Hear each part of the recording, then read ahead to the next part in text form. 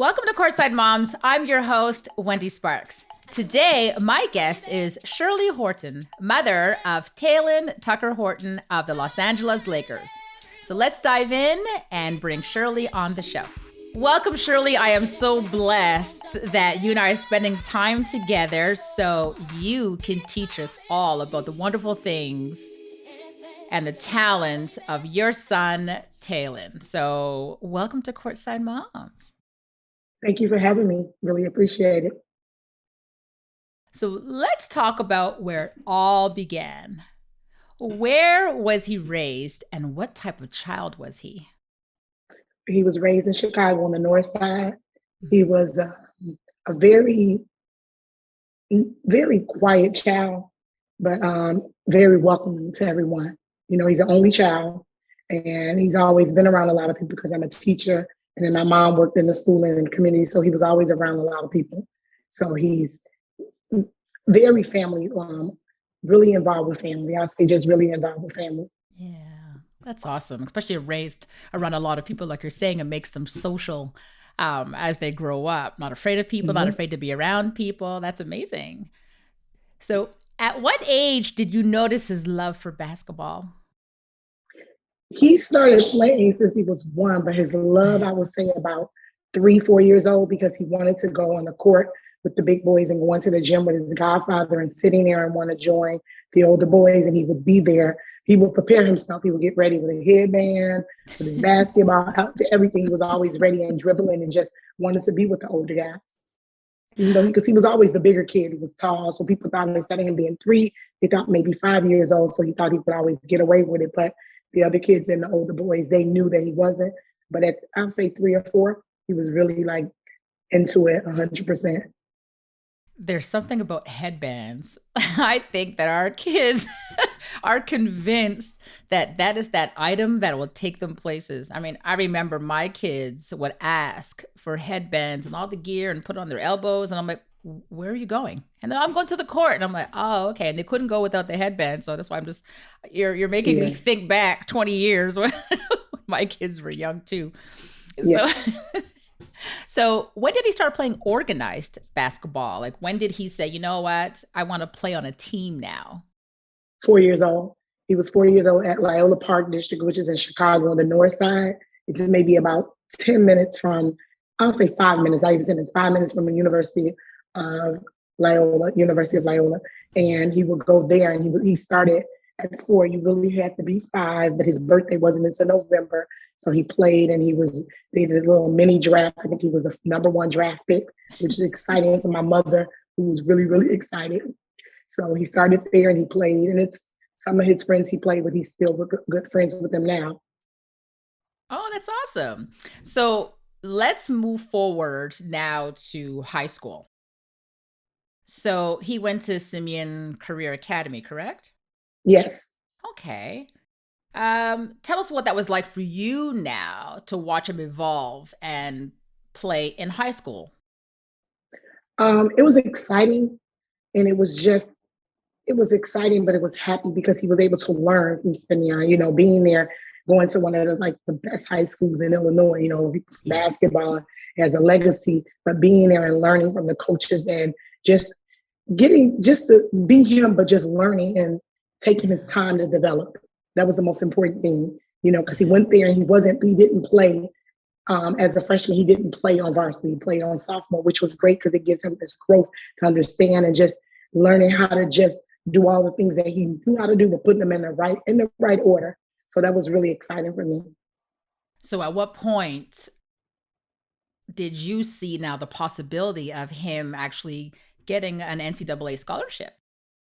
So I always tell people this: he was going to college no matter what. I'm an HBCU alumni, so I was always strong on education in my family and so many people. So I would always tell he's going to school, but he told me I'm going to Division I. And I told people like in 4th, 5th grade, yeah, he's going to college, but he's going to the NBA. I said it already because that's what his dream was. And I said, if you work for it, you can get it. You know, you just have to work hard at it and, you know, write it down, give it to God. And I told him that maybe in 5th grade, because we were having a conversation and someone said, I just want my son to go to college. I said, well, mine was going to college no matter what, but he's going to the NBA. So I claimed it already. I told me I had to beat the other people in our family who have bachelor's and master's degrees. I was telling him that, but I knew that that's what he wanted to do. So, that's why he picked the school he picked, the college, just everything. So you give it to God, you write it down, but you work at it too. And he'll give you anything that you want. I explained that to him. Oh, I love, love, love that, because you're absolutely right. Our steps can only be ordered. However, we have to do the work behind it. Yes. And you, as a mom, you recognize that and you gave that to him. And you're saying, listen, Mm-hmm. your path is your path.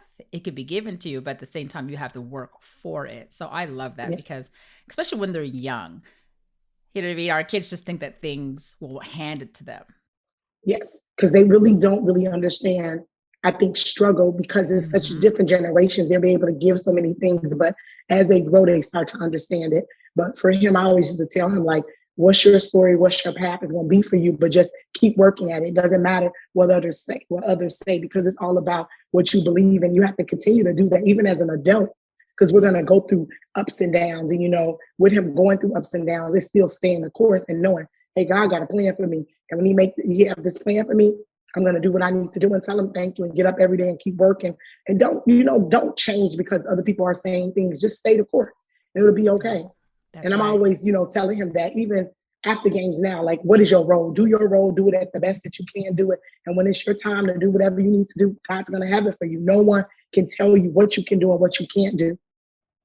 Yeah, absolutely. Because it's his role, it's his plan. It's not everybody else's plan. And sometimes people come and talk to our kids, and they put their plans on our kids. Yes. You know what I mean? Not realizing that, thank you, it's your opinion, but this is my road. This is my journey. So thank you very much. However, for Talen, this is what works for him. It doesn't necessarily work for that person given the advice, right? So sometimes I always tell my son, just block the noise. And no disrespect to the people that want to give him advice, but at the end of the day, give the advice and understand that that's what it is. It doesn't mean that what you're saying is you know what I mean? That's what it's going to be. It's just advice. Exactly. Because if it was up to us, I told him he would be a teacher, which he said no. He wants to be an architect. I'm like, okay, so if you want to be a basketball player, this is your plan. Write it down. Because I explained to him, I know I wanted to be a teacher, because I babysitted since I was 14 years old, got everybody jobs in the community. Then I owned the daycare. I used to tell Taylor, and I wrote it down and I believed in it because my mom taught me that.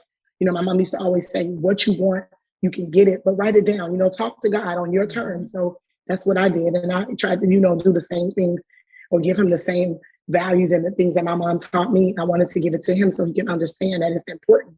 So I always say that, because you're going to get so many people who say things. And I used to ask people, if you're going to say something, say it to him and mean it, because he's going to take what you say and respect it. So give it to him 100%, but just be honest. Like I said, 100%, and making sure, hey, if this is what you want to do, encourage him, but give him his pointers to tell him what he needs to work on, because he's going to go work on it. He's always been that kid. So when I hear people say that today, I feel really good, because I'm like, okay, I did a good job with the village. I always say, did a good job with the village. We did a good job, just keeping him on the right path and the right, just making sure he's okay, keeping his brain right, because that's important. Yeah, absolutely. So do you remember getting letters of intent of schools that were willing to offer your son a free education due to his basketball skills? Yes, so he had over like 30 offers, maybe even more, but it was exciting just to read them and keep them. I have so many of them still, but for him, it was exciting, because how you'll tell your child, this is what's going to happen, this is how it's going to be, because you just have to just stay the course. But a lot of times we don't listen to our parents as much. We do, but we don't, and when we see it. So when he was able to get all the schools that he wanted, I was really happy for him, because it was like, I know he worked for it, being in the gym, doing this and doing everything the right way. Yeah. And I told him, it'll be your turn. So it's all about that. And when you decide where you want to go, you're going to do the best that you can do. And no matter what, I'm still going to be there, making sure I have my voice, because I'm very opinionated when it comes to him. And I tell people that because he's my child, he's my investment. Right. I mean, I know people say, why he is. So I want to make sure that he gets all the right things, because I'm giving him all the right things. So when he goes somewhere, he's going to give them all the right things. And no question, if you have a question, you can ask him. But if he's not going to be able to explain it, give me a call and we'll help out, as much as I can. That's right. That's right. We're mom first. Yes. And we're always going to guide our babies as best we can. Mm-hmm. And the advice we give is out of love, it's out of respect, it's out of experience, which sometimes our kids don't believe, right? They think, mom don't know. At all. They do not. At all, they don't. They Yeah. don't. Yeah. Sometimes my kids, I would say something and they would look back at me and I'm like, I wasn't born under a rock. Like I Exactly. have an idea. I have an idea what I'm talking about. And it's only after where they're like, yeah, you were right. Exactly. And Yeah. I I just, tell Taylor okay. that. So Yeah. what was important to you when choosing a school? And did it differ from what he wanted? Okay, so what I had to learn is, and I say this and I tell people, when you have a child that's an athlete, yeah, they're going to school, but they're going to school to be an athlete. Realistically, you want them to go architect, lawyer, teacher, doctor, but they're going to be an athlete first. So you have to pick a school that's going to be the best fit for you. Because I was telling him at first, oh, pick a school where you want to live. My cousin or some of my friends who brothers play professionally were like, nah, that's not what you want him to pick a school where he wants to live because he's going to play. So he's not going to spend as much time as we did in school. How, if you're not an athlete, we're getting to know the school and getting to know the campus and everything because the goal is to be an NBA player. So we know that. So I'm being honest and I tell people, pick a school that's the best fit for him where he's going to be able to play. And they want you to play at the highest level, but for you and not changing who you are, because he was a team player from the beginning. Every since a child, Taylor knows how to play as a team and know how to play as a team and be able to let everyone get involved. So I knew that wouldn't be a problem. It's just getting a school that's going to really make sure as the men that are there are going to still help him become a better man because he has the right men in his life already helping him become the young man he can become, but just continuing that because we're going to be very involved with my family and everything going and coming out and supporting, just having the right people, but being honest. And, not just making him a basketball player because he's just not a basketball player. It's keeping his character and everything else right. So when we were picking the school, that's what we looked at. You do look at where they're going to play, who they're going to play. You look at the division, all of that. And, being a basketball mom, you learn so much and you have to know all about the school, the scheduling, who they're playing, how it is, because the goal is to be an NBA player. Yeah. And I knew that for him. So I can't just say, okay, you're going to go here and this is what you're going to do. No, you're going to go because you want to look and see, okay, I'm going to see you on television, the scheduling, how you're playing, who you're playing, which is very important. I love everything you're saying. For me, it was a lot of the same. My kids and myself, we were raised in Canada. Okay. And so a lot of the colleges that came up now when my son was receiving these letters, tons of letters, a lot of the schools I never even heard of. And it was just simply because I just knew of the colleges in Canada. So here now it's getting, all these letters and I'm like, oh my gosh, like which school is this? What do they have to offer? What am I supposed to look for? You know what I mean? Now we're looking for a school, like you say, this is a school where he's going to play, but at the same time, he has to get an education as well, something that he can fall back on once basketball is finished. So the investment that you made as a mom is something that I always tell parents, you have to take the time. It's not just, oh yeah, the school will be great for my son, but why? Why? Like, why do you think that? Because my son went to 2 colleges because the first one wasn't a good fit for him. Thought it was at the time. But then when I saw his, I want to say misery. Well, yeah, it was misery because I was looking, I'm like, why are you not yourself? That makes a difference. So I love that, you as a mom, you were saying, listen, I have to take the time with my child and look the right place for him because now as a mom, you're releasing your child and saying, all right, you go out into the world. I'm still going to be here, but you know what I mean? You're not in the room next door to me now. Nope, exactly. We're raising them by phone. You're absolutely right. Because we did a road trip to like all of the schools that were close by that we can drive to. So we went, started in Illinois. We went to visit DePaul, Illinois, Northwestern. Then we went to Iowa State, Ohio, Xavier. It's a lot of the schools that were in the area so we can see. And we did unofficial visits just to go and they knew we were coming. And it was exciting because, you're dealing with social media. So it's all on social media where you're going and everything, but just visiting to see the schools. But I had to really understand, like I stress this and I tell parents this all the time. I don't want to just say he's going just for education because he is going for education at the beginning, but you're going to be an athlete. So you That's have to right. make sure this is the best fit for you, getting to know the coaching staff, because Yep. everyone likes you when you first come there because you're recruiting you and they want you to come there, and it's a business and it's their job. So I explain it like you have to go and want to be there. And it might be where the weather is bad, but are you like our goal? And I know Talen's goal was, he told me 1 year. And I said, okay, if you do 2 years, I'll get you a new car. I was like, you do 2 years, because he was like, I can always go back, which I know he will. And I was like, okay, that's not a problem. But he was just like, I'm doing 1 year. And like, you sure that? I'm like, Taylor, 2 years, but he was like, I'm going to do 1 year. Because he said, what his goal? He said, Mom, you told me I'm supposed to write it down. He wrote it down. So I couldn't even argue with him and say, oh no, Taylor, you're absolutely wrong. So when he decided the school and picked everything, I was happy for him because it was the fit for him. Right. A lot of people be like, oh, he should win here, but it's just the fact you're going to go here and play and be able to play. And the only thing that he didn't, like, he could not wear the number 5 because his other teammate, which was Wendy Wiggins, who was from Canada, he wore the number 5. And I said, oh, that's okay. If that's where you want to go, that was the only issue. I'm like, go for it. It'll be all right. And you said it's temporary. And I'm like, temporary can be a year. I kept saying 2 years, but he was like, I'm doing 1 year. And it's so funny because he said it and it came true. You just have to believe it. And I'm like, I can't say, oh, don't say that. I was trying to convince him like 2 years, I'll get you a car, luxury car, And I was like, you'll have that car I was like, you can have that car. So when you're in college, you get out, you can drive it. And he's like, okay, Mom, but I'm doing 1 year. So that's when I knew when he picked the school. I was glad that he picked it because we did like the school.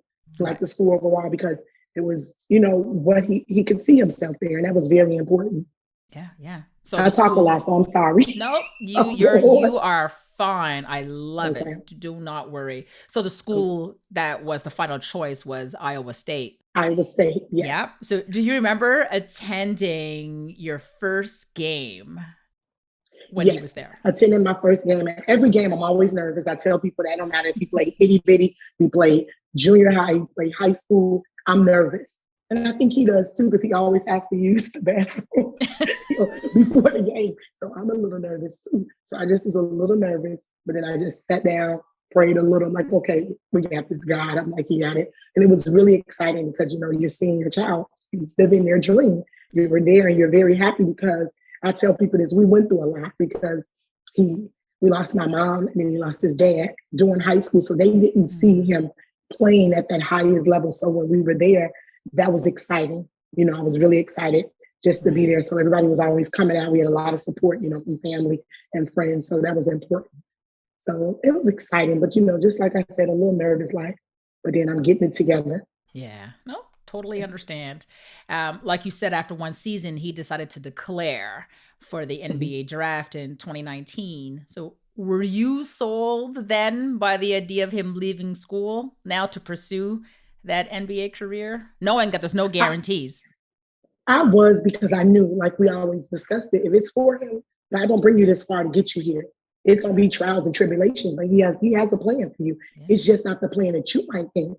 And even with everything with him, his plan didn't go completely correct because he was hurt, when he was being able to, I know he was working out for teams and everything. And we thinking okay, first round, which I told him, and I know his agent was saying, I remember this advice and I appreciate it. His agent, Rich Paul, said to him, draft night is like prom night. It's one night. The goal is to get there and stay there. Yep. So I appreciated that because it was like words that I would say. And I didn't tell him that for a long time, but I didn't tell Rich. But I was really happy that he was like that because that was so important so he can understand that, because in my mind, I know that. But, we're coming from Chicago and being drafted and all that. It's a lot in the basketball community. So people are like, oh, he's this, he's that. I'm like, you're going to be there. If that's what you want to be, you're going to be there. You're getting drafted. And we know you're going to stay because guess what? I know what type of person you are. I know what type of worker you are. You're going to do all the things you need to do and even more. And you're young, and you're going to make it. So for us, it was exciting. I tell people that, very exciting. And it was, you're a little nervous, but then you're not because you got to give it to God. And I kept saying, I'm like, okay, what are we talking? I'm saying all this. I'm always the positive, like, you got this. So take us to draft night. What was that like for you, and who was with you, and how did you celebrate that night? So draft night was at home in Chicago, and it was actually at Bobby Simmons, who's a HBCU alumni. And an NBA, ex-NBA player. His son and Talen played together. And it was at his club, which was really nice. We were only supposed to have maybe 150 people. We had over 500 people because, just in the city of Chicago, and people, I would say the city, the suburban areas, just everywhere coming out for support for him. And it comes from my family, my mom, who was very involved in the community. So many people were so excited. So they came out, supported. We even had, everyone had to wear black or black and white. And I noticed that people had on black and white, and I didn't invite them, but hey, they came. It was really exciting because we appreciate that. So over 500 people was really nice. And when he got drafted, because they stayed, and when they stayed with the 46th pick, everybody was so excited. And, it was just really exciting. We cried, just happy because it's him living his dream, Yeah. And it was important. And then hearing he was traded from Orlando to the Lakers, I'm like, oh, wow, and Lakers is one of my favorite teams. So it was exciting, but just really exciting. Yeah. I mean, yes, you said he was 46th overall to Orlando Magic, where my son actually was at that time. So they could have they were, I guess, playmates for 7 seconds, and then yes. And then he was traded to the Lakers, where he is today.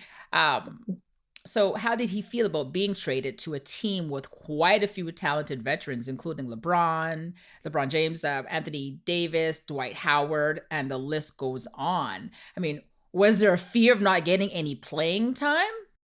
We understood that because as a rookie, it just depends. Like with the draft, and I'm saying being a basketball mom, I'm researching everything. So we understand, and I explained it to Talen, it's a business. You're going to know that, you're going to play, but not as much, because when you are drafted, if you're going to a team, other teams, it's about, advertisement, bringing up the other players and stuff. But this team is already where it's like LeBron James, Anthony Davis, Dwight Howard, you have Rajon Rondo, and even more players. You have Avery Bradley, and you have Danny Green, so many of those guys that are coming in. And then you have the younger ones where you have KCP, Kuz, Talen. He's on the bottom. It's okay. We're there. Now it's time to work. So he understood that, and you're going to be able to learn from so many great players. Yes. And then players that you looked up to, who you played. Actually, I tell people this, and I don't know if you could keep it in. Talen was LeBron James when he was first grade for Halloween. So he was a big LeBron fan. So that was really exciting, and get to learn about it. But it's still like, he's a young boy, but it's the respect. And it was so exciting because they gave him so much love and they helped him so much. It was just like a real brotherhood, and being an only child for so long and being able to be involved with those kind of guys and playing with them, that was exciting. He won't say it as much, but when we talk about it, because, he has to be cool. Maybe we have to edit that out. Yeah. But it was exciting for him because he's going to learn from these guys. And it was really important. AD coming from home, which was important. He's a Chicago guy, really important. So it helped a lot. Then JaVale McGee was on there. It's weird because he had pictures of, I think it was JaVale McGee, Andre Iguodala. There's a lot of guys when we're going to the games and stuff and meeting them, because my best friend, her brother played, and her brother is Nazir Muhammad. And then with Bobby Simmons, just a lot of the guys, Antoine Walker being from home and knowing Jabari, Derrick Rose, and all of them. But the older guys, that was so important. And, it was like, I'm thinking like, wait, I could be their mothers. Wait, he's on the team. Oh my God, like, wow. But I was excited for him. I was so excited. But for him, it was great because he's always been that kid, the youngest on the team. So it was nothing new for us. He was always the baby for real. So being there and just being able to learn from them. And we even forgot about DeMarcus Cousins. It's like everyone you could think of that he's watched play from the schools they went to in college, high school. Just, it was exciting, but it was like time to get to work, and he knew it. Yeah. So it was a possibility. We knew he wouldn't play as much, but they always was very encouraging, very supportive, and that's important. Yeah. And like you said, what a great way for him to learn from some of the best players in the NBA. Yes. So he's lucky that he had that in front of him, right? There's difference when you're watching it on TV. You know what I mean? When you're watching these great players, even as an NBA player, you're watching TV and you're watching your opponents. At the end of the day, that's who they are, that your opponents play. But there's another thing when you're actually in the gym with them and you're just rubbing elbows with them and they're teaching you all these things, you know what I mean, that help them be successful. They're showing you can actually see their talent 2 steps in front of you. So that is a blessing within itself. It really is. And you don't take it for granted. Yeah. No, absolutely not. So his rookie season came with so much ups and downs as COVID overtook the world. All Hmm. NBA games were halted, later reopened in the bubble. However, it all ended with him being the second youngest player to win an NBA championship title at the age of 19. So, talk to us about his rookie season and lead us to the championship game. Okay, so his rookie season, he didn't start off as playing because he was hurt, and then he was in the G League Yeah. and playing, and then his minutes were limit, which was everything. And he did really great because I would come in, go to the games, and then when they would call him up if he didn't play, he was there. As always pictures of people calling and saying, "Well, I saw him sitting next to such and such," and I'm like, "He is in the NBA," but everybody's calling still because they're excited. So for Yeah. him, it was really exciting. But he learned a lot, and then when he went to the bubble, I didn't go. So this was my first time never going. I had never missed games where I didn't go and see him, but Right. 14 days quarantine, I'll watch it on television, but I was in Yeah. LA. So we did that. And it was exciting because, I got to talk to him and everything before he left. We packed everything. So we knew he was down there just getting a chance to play. When he played in the first series, I think it was the Houston series Mhm. against with James Harden. He knew Robert Covington from home. So it was exciting for him to play, and he scored, and they were so excited for him and encouraging him. And I was like happy. I'm like, yeah, this is for him. You knew already, but you're like, yeah, he did it. You're happy because he's able to do it on the biggest stage, but do it at his pace, and did a great job with it. And it's in the NBA, it's like you're playing and it's trying to win the championship, in the playoffs, which was really great. He wasn't afraid. He was ready and he showed everyone and he did a great job. And then when they won the championship, so excited, happy tears of joy because you did it your first year. And your story wasn't how you thought it was going to be with playing with veterans, but you won Yeah. no matter what. And I told him your role, you are part of this of history. You're there and it's exciting, and you're just really happy for all the other players because they work so hard, and just seeing them win their first championship and him winning at 19, it's like, oh my goodness, you're a baby. Like 19, that's hard to do. Yeah. You still figuring out life, but now, at 19, you will really be a freshman in college, So Yeah. I was really excited for him. And the one thing that he did do is really nice. I was able to have a ring. He gave me a ring too, which is Oh. really nice. So I'm saving it. And I was really, really happy. So that was really nice, as a gift. Because he asked, "What do you want, a ring or a pin?" I'm like, "I'll take a ring, well, I'll say a necklace." I was like, "I'll take a ring." So I have that. And that's really nice to have. And just with all the names and just everything on it, it's really beautiful. Oh, that is beautiful. Good for you. You know what, Thank Mom? you. You deserve it. Thank You know you. what I mean? Like, you are mom, and as moms, we do whatever we have to do to make sure that our kids are successful, right? Yes. Yes. So earlier this year, he became a free agent. I know all that too well. My son was a free Um, agent this this year too. so So, yeah. So talk to us about what that period was like for him and how it led up to him re-signing a 3-year contract with the Lakers. um, the biggest thing is it was it's nervous. It's kind of nerve wracking, but it isn't. You just gotta let it be. Like we're always saying, going back to what's gonna be for you. But Yeah. it's easy to say. So you have to have the people not in his ear because people are gonna sing you. Oh, he can get this. He can do this. But the most important thing is playing and playing with people who you like to play with, Yeah. but getting the best that you can get out of yourself. So for him, it was like he wanted to come back, which is important. But people, oh, he should go over here and go there. But I'm like, is he going to be able to play? What is there? What do they want from you? Your role is going to be bigger if it's not, but it's just learning and saying this is the best. And that's the one thing that with him having his agent, I always say this to Rich Paul, he did a great job with that. Him and the whole Clutch family, they did a really great job with everything, keeping us updated and letting us know everything what's going on and just keeping us knowledgeable. That was the most important thing.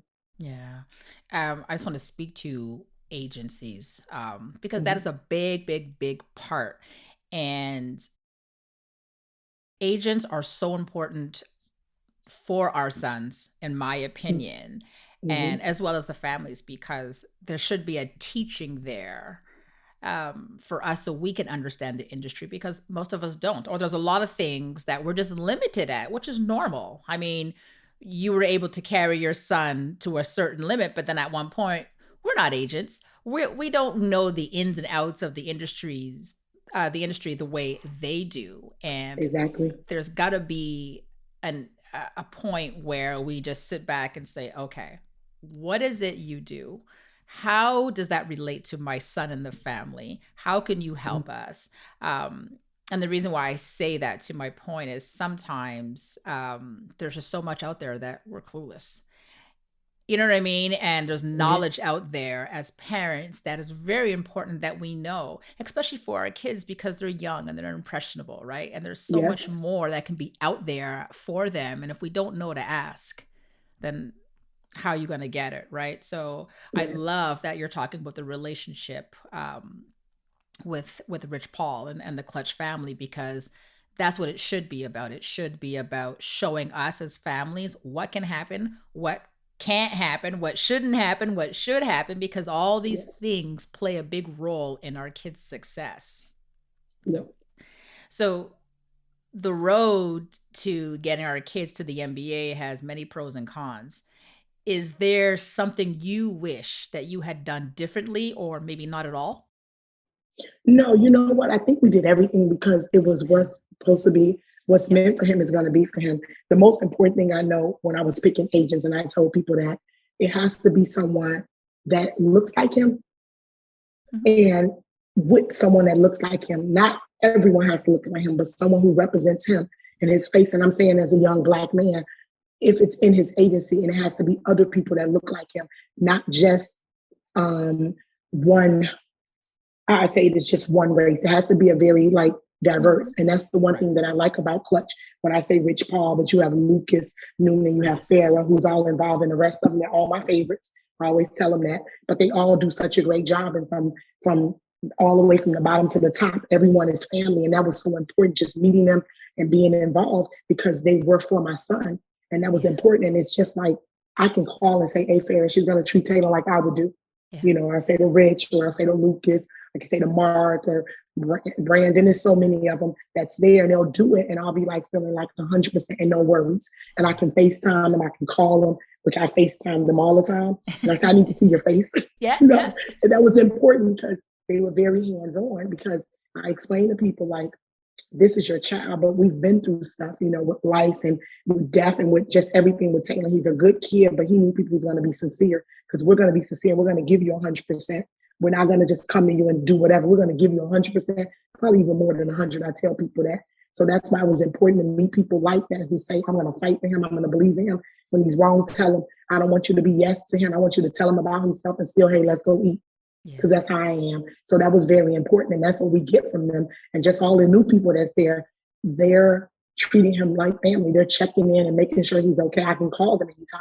Like I said, I can FaceTime and I can say something, but they do their job 100% and more. And that's so important, especially with being so young, because I go to LA a lot, but I'm not there every day. They're in LA, so they can check in. I'm like, did you check his house? Hey, he needs to fix his hair, cut his hair, it's just things that we need as mothers, but as parents, period. But as mothers, we're the ones who are so hands-on. So you got to have someone like that who's going to do the same thing. Because I tell people when I'm gone, I don't want to come hunt you because you're not doing your job. That's right. I make that joke. So I'm like, hey, I don't have to worry. I feel like, man, they're for my son. And that's so important, because you want to be able to be with people who treat you like family. That's how his high school was. That's how his grammar school was. So going from college, and then going to the NBA, that's important. You need that. So that's why it's like when I say Clutch family, I really appreciate them and what they do. Yeah, absolutely. I mean, like you said, it's you're giving 100%, or your son's giving 100% as well. They have to give that 100% back. And that's the expectation. So there's a lot of great agencies out there, a lot of great agents out there, but at the same time, it has to be a perfect fit. So what I was saying to my son is an interview on both sides. It's not just, do you fit the agencies or the agent? It's if they fit you as well. Exactly. Yeah. And I would tell my son all the time, if you meet an agent and you're uncomfortable from the jump, just, you know what, thanks very much, I'll get back to you. Because at the end of the day, if you need to have that feeling, you need to feel the spirit right away. If not, you know what I mean? Because this is your livelihood.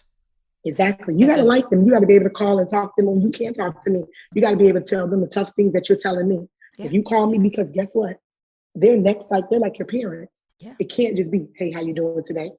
Check in. And I explain that to them. And I'm like, that's what he needed. Because like you say, you meet so many. And that's important with us meeting so many. And I tell people, I like people, but I can feel and say, not for my son. But I want him to understand that. I don't say, what do you think? Just from conversations. But it's just important just to say, okay, how you feeling? It's okay to tell people, like you said, oh, thank you so much. Have a good day.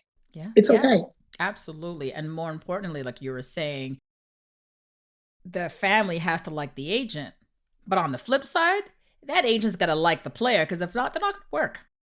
Yeah, you got to like me. You got to like him. Yeah, that's true. Because you got to like him, because, it's a package deal. So you want it. And I know I'm not going to be as involved, but it's just, you got to make sure you like him and he likes you, because you're dealing with him. You're both working for each other in so many ways. And I explained to my son, because they're doing their job and they're believing in you just like when we believing in you. And yeah, they're going to get paid. And people say that, but I said, everyone's going to get paid. But it's like, how are you going to get paid and why? And why do you want to get paid? Do you like it? And that's important. Yeah. So I'm always going to tell people, come to Clutch, best family, best organization ever. Just saying that. No, it's nothing wrong with you putting that out there, because that's your feelings and that's your experience, right? Mm-hmm. And that's what I love. I mean, at the end of the day, this is why I do this show, because it's about us as moms, sharing our experience. What you're saying right now, this is your testimonial, right? So you're saying, this is what I experienced, this is what I love, this is what works for my family. And there's so many people out there that are listening to your story and they're like, you know what? Her comfort level, her passion is important.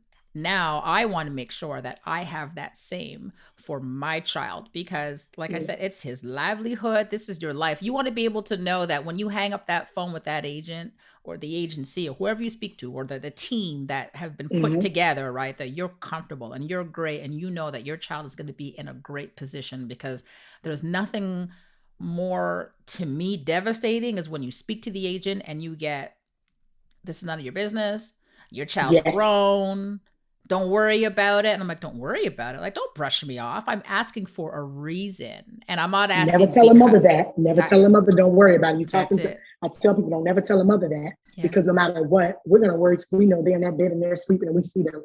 So I need to know. And don't tell me don't worry about it, because I'm thinking ahead of you. So that's important. Like you said, if you say that, okay, have a good day. It was nice knowing you. That's me. I'm all right with saying that. So I tell people I've never got that, because from the beginning, just meeting the agents up with the FaceTime, which was important before the pandemic. But just, I like the FaceTime. I'm a talker. I tell people I can text, but I like to have a nice conversation with you. And I want to be able to say, okay, I like him. I get a good feeling. Okay, we don't agree with everything, but you know what I like? They were honest. That's important. So that's what you need. And I tell anyone when they're calling or asking questions, like them. Make sure you like them. Your son's going to like them, but they're young and they're impressionable. So it's a whole different thing. But us, we're thinking ahead. So we know I'll be like, And there's some things you might don't like, but you're able to say it, but not in a way where I shouldn't offend you, because I tell people from the beginning, it's my investment, it's my child. I put everything into it. So I don't want you to think that I'm being rude or anything. I'm very open and honest and I'm transparent, but I'm going to say how I feel. Absolutely. So that's why I try to do that. So that was important. Yep. As long as that company understands that you're asking for a reason. You're not asking to interfere, you're asking to be educated.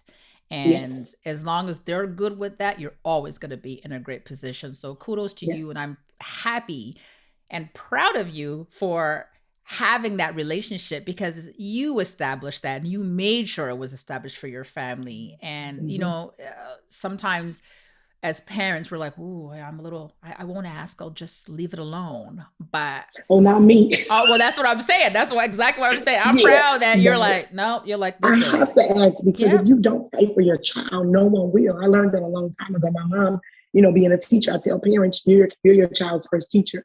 And you're the advocate. So you have to advocate for your child. So that's why I learned that a long time ago. And I'm telling people, if you're uncomfortable, please don't be, because if it was your child, what would you do? I have to, when I'm teaching him, you have to, like, his relationships are how he makes them, but I help him by guiding him and not doing everything, but telling him, okay, this is the things that you can do. And you learn how to communicate with them, because I won't be there to communicate all the time. So that's why I always say, like, I'm going to ask the questions, and I'm not trying to be funny or anything. Put yourself in my shoes. What would you do? So I don't get offended if you ask me questions. Hey, ask me. It's all right. And if I don't know, I'm going to send you to the right person. That's why I always tell people to ask me a million questions, and especially when it comes to him. I'm going to ask a lot of questions if I don't know. For sure. And if For I don't sure. go read about it or go call some more people, like you said, I'm going to do that. So I'm not afraid on that. I just said, not when you give birth to a 9-pound, you're 22 inches. Hey, you got to fight. You got to believe. And I tell people that. So. Yeah. I tell my son all the time, be proud of the decisions that you make. However, on the flip side, we want to make sure that we have the least I wish I had done this differently conversations, right? Because it really is all about paying attention. Yes. So now, unfortunately, injuries are a part of playing professional sports. Talen recently had surgery to repair a torn ligament in his thumb. There is always that challenge of rehabbing and getting back on the court as quickly as possible. So, what was that period like for him? Um, it was he wanted to like get back really fast, which because he's so young, and when they're saying, oh, you're going to heal fast, but he understood that he had to take the time, and he did a great job. I would call him every night, checking in. I went down to see him the week after. I didn't go to surgery. Usually I would go, but I didn't go because Mom, I'm good. And I was just like, and I'm talking, like I said, I spoke to someone at Clutch, so it was really good. They were updating me, FaceTiming, let me know. And when we went there, everything was really good. After everything with him with the surgery, he was doing really good with the rehabbing. My cousin is there with him, who has been with him for the last 2 years. So he was updating me, letting me know what was going on.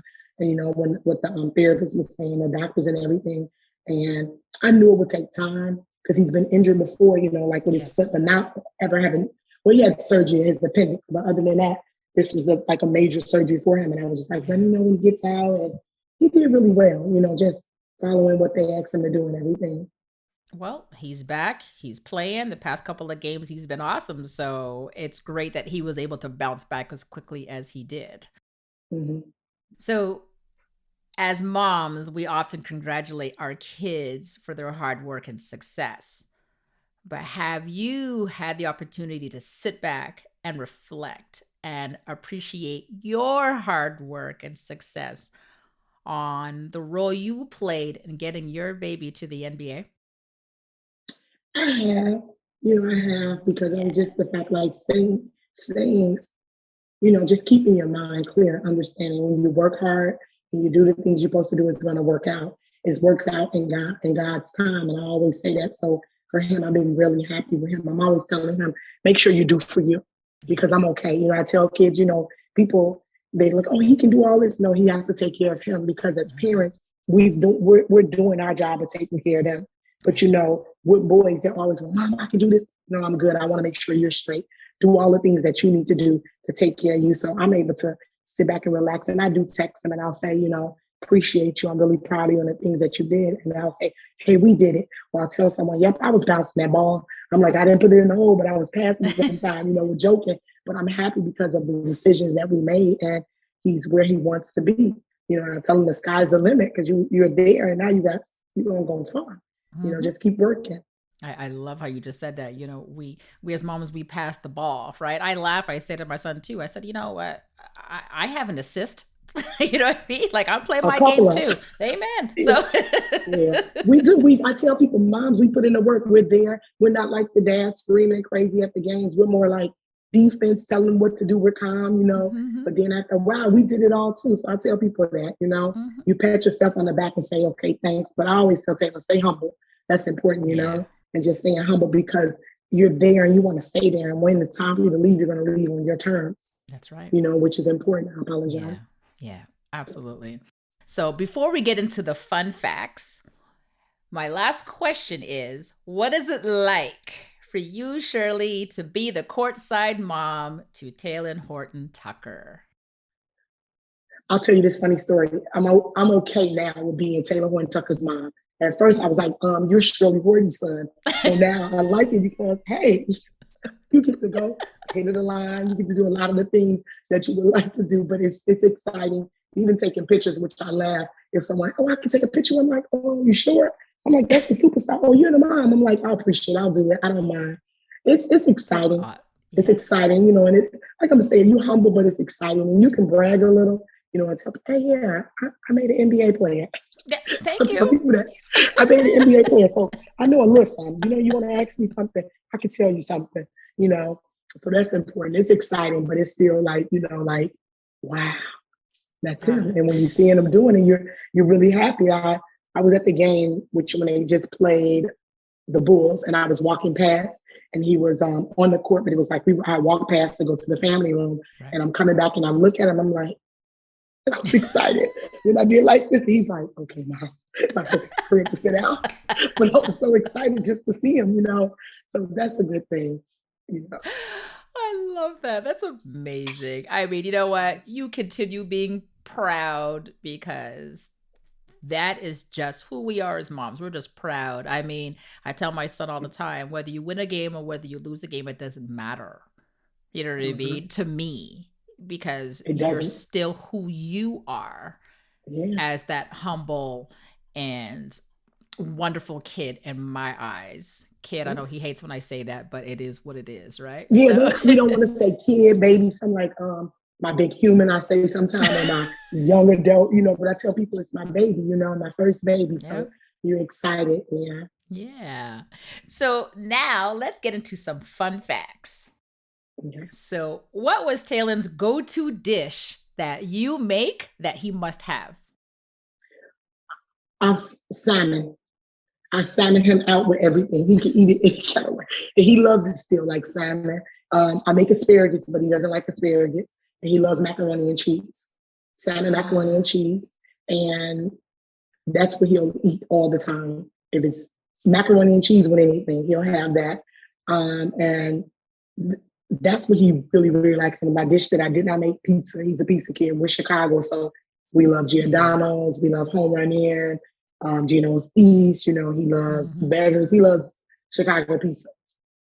Love it. You know what? You just said my 3 favorite things. I am a salmon girl. Like, I can eat salmon every day. I remember a few months ago, I ate so much salmon in 1 month that someone's like, you're going to have too much mercury in your body. And I was devastated because I'm like, I love salmon. I love asparagus, and I can eat macaroni and cheese with anything. So yeah, note to self. I'll have to call you when I come to Chicago. I mean, I cook it all kinds of ways. I tell people I can put it, I even figured you could put it in the microwave. I was like, wait, are you sure? But I could do it. Someone told me. But with salmon, I can make it all different kinds of ways. As long as he has macaroni and cheese. And I put asparagus. He doesn't like asparagus as much. He'll eat the broccoli or the spinach, but he will have salmon for real. Like he does not mind that. All right. Well, one day when I plan my potluck, I'm like, gotta go call Shirley. I'm like, check. Okay. Yeah. Baked macaroni and cheese from scratch. He'll love it. I make it. He can eat that. That could be his meal. Love it. Yeah, mine too. So, so other than a basketball, what is one childhood item that Talen just couldn't live without? Okay, so I'll say the basketball, and you might as well say he had a cell phone since he was 7. So he had the cell phone, and I used to give him a book. Being a teacher, like you got to get a book. Everybody got him. You could buy him a ball or a book, and it was always like that. But I'll say gym shoes. Yeah, gym shoes or sneakers, as they say. He loves them. Every shoe you could think of. He even had the Jordan gym shoes that were shaped like, they were the material of the basketball. And every player's shoe he's had. That's awesome. And Penny Hardaway, I promise, I didn't stand in lines, but I would make calls. Oh, you got these shoes? And I would go pick them up. Because he wore a size from the age, like he wore a 7 when he was 7, or 8, 9, 10, 11, 12, 13. He wore 15 when he was 15. When his feet stopped, I was like, if he wears 16, I quit. Because we're not buying no 16 shoes. So he's always, I would say gym shoes. That's one of the things, or sneakers, as they say, because he loves those. Yeah, I remember buying my son Jordans, and I'll never forget this. He was in grade 6, and he had size 13 on. And so I took him to school, and those shoes disappeared overnight. And I'll never forget, I was so mad, and I called the principal. I'm like, someone really took my child's shoes. And she's like, oh, I'll check the children. The children? I said, check the janitor, the adults. It's size 13. Exactly. Ain't no child in that school that wears no 13. And all that to say, someone's daddy must have been walking around my baby's shoes. You know what I mean? I was so mad. Never got those shoes back. And I was just devastated because I had to save up to buy that, to buy those shoes for my son. But it is what it is, right? Yeah. A men's size, I keep telling people, when they wear a men's size, it's hard to find. So you want to keep those shoes. Yeah. So They kept him. they sure did. So did he have a nickname? And if so, what was it? Or is it? Well, they call him, I know, Taylor. They Hmm. call him Taylor, which I was like, what is that? And I heard some of his teammates, AD was like, that's the way Taylor. And I said, they call you that still? I called him TJ, Hmm. because his middle name. But the other names I'm not going to say because he'll be like, Mom, my sister, she had a lot of cute names. But yeah, Taylor, I know some of his friends call him Taylor, Traylo, like, Yeah. kids are trying to be cool with the names, but Taylor, I know they call him that still sometimes. That's the Taylor I know. If people say Tay Tay, he's like, man, that sounds like a girl. So I'd be like, Hmm. I thought it was cute. So I knew I was like, okay, if I think it's cute, it's over. So, but Taylor, Yeah, you can call him Tay Tay until he's like 6. After that, yeah, he's he's like, like, cut it out. no, Yeah, don't stop. do that. Don't even, you got to delete that because he'll be like, don't put that in. I'm like, just say Taylor. So now I'm going to ask you some advice questions. What advice would you give to another courtside mom about how to deal with a coaching decision that she does not agree with? Um, you're going to have that conversation like I would have it with Taylor and I would give my opinion. But I still got to understand that that is his coach and how to handle it. I can say what I want to say, but he's got to be able to handle it. I don't like with any coach's decision. I'm always going to have a conversation, tell Taylor, oh, this is what it is and this is what I think. But then at the end, he has to deal with it. But he knows that I have my opinion. Yeah. I try to be very open and honest, but I don't try to be so, because that's his teammates, not teammates, Yeah. but that's his Yeah. coach. And he has to deal with the coach's decision. And sometimes the coach is not always right. And I'm Yeah. always telling you how to figure it out. But I still would tell parents, still have that conversation or, converse, as I was saying before, you Yeah. should with your child or with your young man, not your child, right? So I think you Yeah. should do that. So, what advice would you give to a player on how to deal with a tough teammate? Okay. Your teammate is just like it could be your brother. So you're dealing with it. And even if you're an only child, you have to go and communicate with them no matter what. You start with different things. Some people might see what they like. You might give a person a book. You might give a person, hey, I saw you like this. I'm bringing this to you, but I want to us to meet in the middle. You have to meet in the middle with them, but just having a small conversation or even just different gestures. But if it doesn't work, you have to go and talk to your other teammates because you have to be together. You have to play together.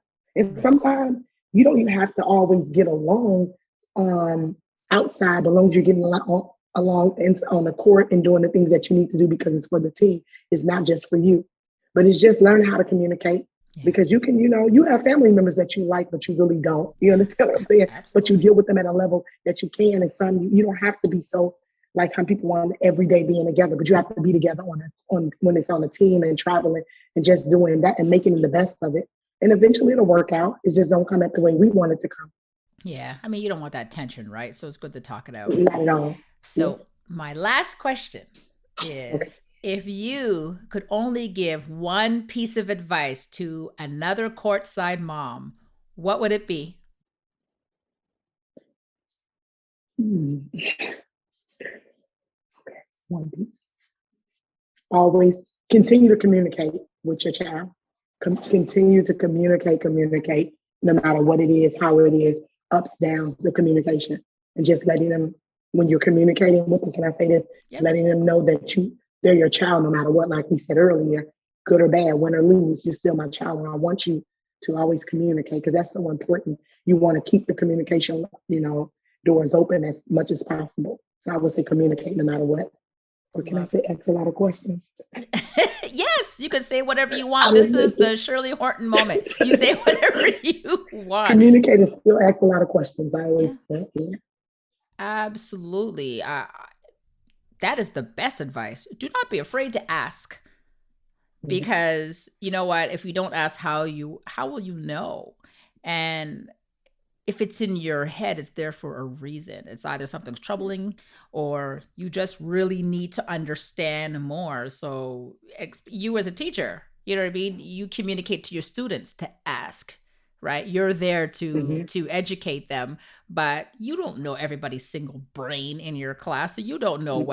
what they know and what they don't know. So if they don't ask the questions, then how are they going to get where they're supposed to be? So I love that. You're absolutely right. Communicate and ask a lot of questions. So with all that, you're such a blessing, and I loved this moment that we had together. So thank you so much, Shirley, for coming on Courtside Moms. No, I appreciate you having me. Really, really appreciate you. Thank you for tuning in, guys. Don't forget to follow us on social media at Courtside Moms, and make sure you subscribe to the podcast.